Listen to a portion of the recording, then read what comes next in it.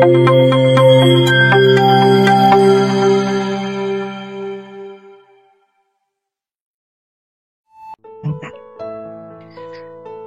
muslimah yang dirahmati oleh Allah, sebagaimana kita ketahui bahwa Indonesia adalah negara maritim, di mana 3/4 bagian Indonesia itu merupakan lautan, dan banyak sekali pulau yang terdapat di dalamnya, dan juga garis pantai tropis terbesar kedua di dunia setelah Kanada adalah Indonesia.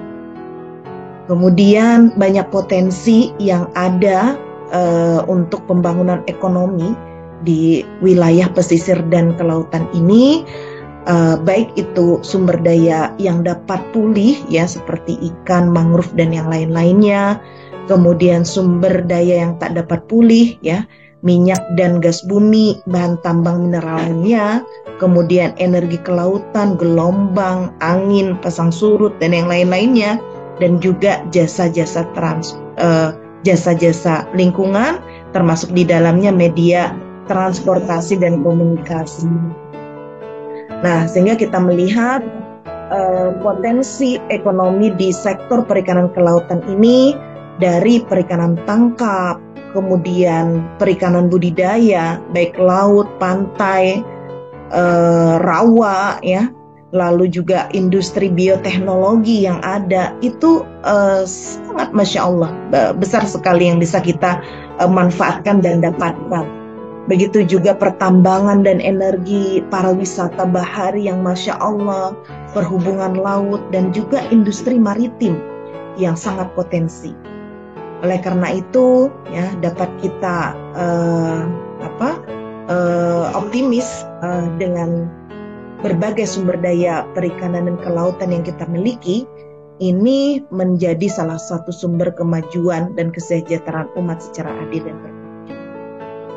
Nah, oleh karenanya muslimah, sahabat muslimah yang berbahagia, kita tentunya di sini ya sebagai orang yang pembelajar tentunya harus mengetahui ilmu ya, yang mana ilmu itu terdiri dari sains dan teknologi dan juga sakofah.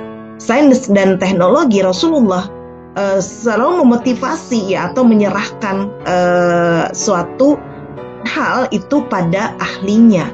Oleh karenanya kita harus mengetahui ya perkembangan ilmu pengetahuan terkait dengan perikanan dan ilmu kelautan.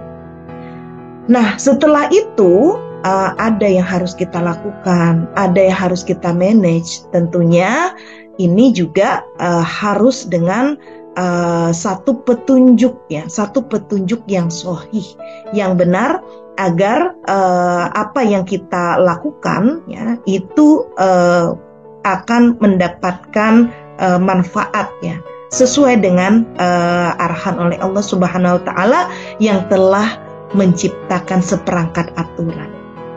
Jadi di sini man amila amalan laisa alaihi amrina fahiya raddu. Jadi ketika kita ya melakukan suatu amalan yang tidak ada petunjuk atasnya, maka itu akan tertolak. Nah, jadi ada dua hal yang harus kita kuasai ya ilmunya, yaitu ilmu sains dan teknologi dan ilmu sakofah. Nah, jadi dengan mengkombinasikan itu ya dari pengetahuan, yaitu baik teknik evaluasi, kajian usaha, studi lingkungan, kapasitas kapal, perlindungan laut, budidaya di laut, di rawa, di sungai, gitu ya. Kemudian bagaimana Islam mengatur tentang pengelolaan laut, ya, tentang konsepsi tentang kepemilikan sungai, rawa, laut, ya. Nah, dengan inilah akan menjadi dasar pengelolaan dan pemanfaatan sumber daya perikanan dan kelautan.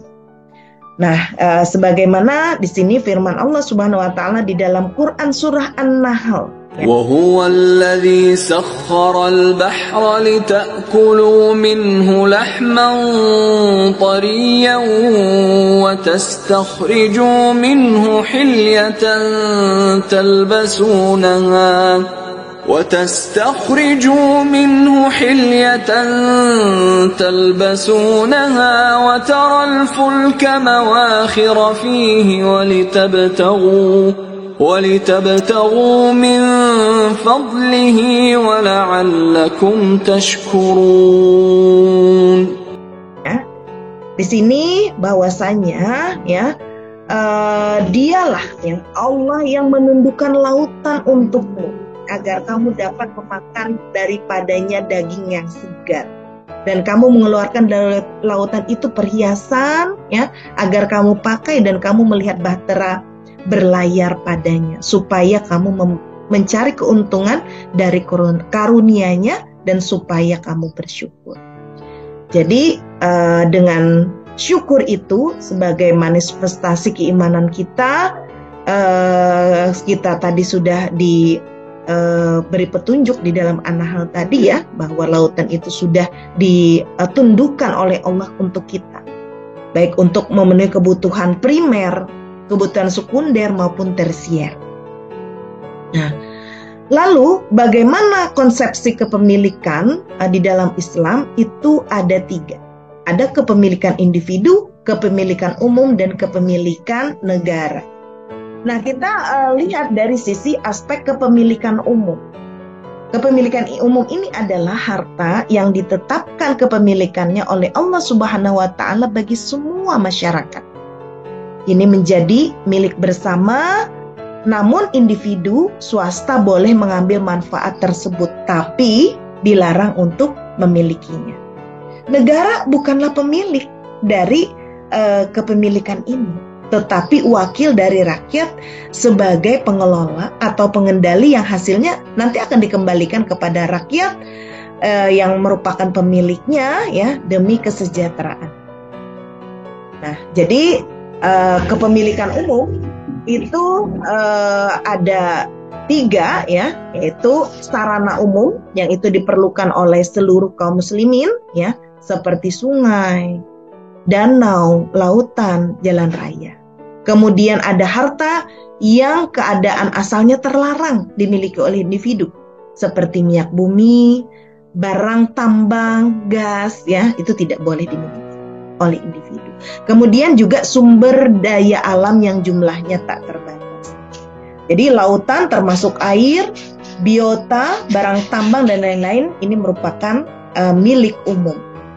Yang mana Rasulullah SAW bersabda ya, bahwa al-muslimuna syuraka fi salatin ya, bahwa kaum muslimin itu berserikat dalam 3 hal, yaitu fil ma'i, air, yaitu sungai, danau, laut ya, air dalam tanah, wal kalai ya, padang rumput termasuk hutan, dan juga an-nari ya, api atau energi, yang dimana di situ ada energi berupa BBM, gas. Manfaatan sungai, rawa dan laut ini yang pertama dapat dimanfaatkan langsung ya, secara individu hingga batas tertentu.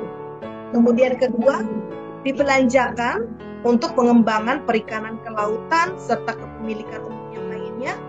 Kemudian diperuntukkan juga untuk para peneliti, teknisi, pegawai, orang yang berjasa menumpukan sumber daya alam, pembelian peralatan dan industri, pemboran, penyulingan minyak bumi dan yang lain-lain ya.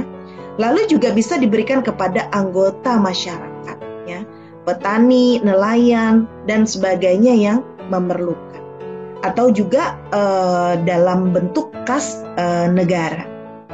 Nah, adapun pengelolaan perikanan darat ya, seperti pengembangan budidaya ya di base land ya, land base ya, atau dia di daratan, itu juga bisa dilakukan secara intensifikasi dengan menggunakan sarana produksi yang baik ya, seperti benih unggul, pakan, obat-obatan ya, teknologi dan bantuan modal yang diberikan oleh negara, ataupun juga melakukan ekstensifikasi ya produk budidaya. Nah, ini diarahkan untuk meningkatkan produksi protein hewani dan juga berbagai hal-hal yang mendukungnya.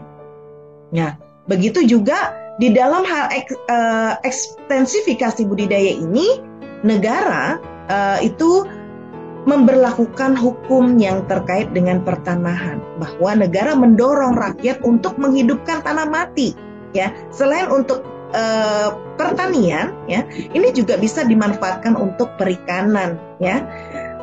Kemudian memberikan cuma-cuma kepada orang yang mampu dan mau berbudidaya tetapi tidak memiliki lahan.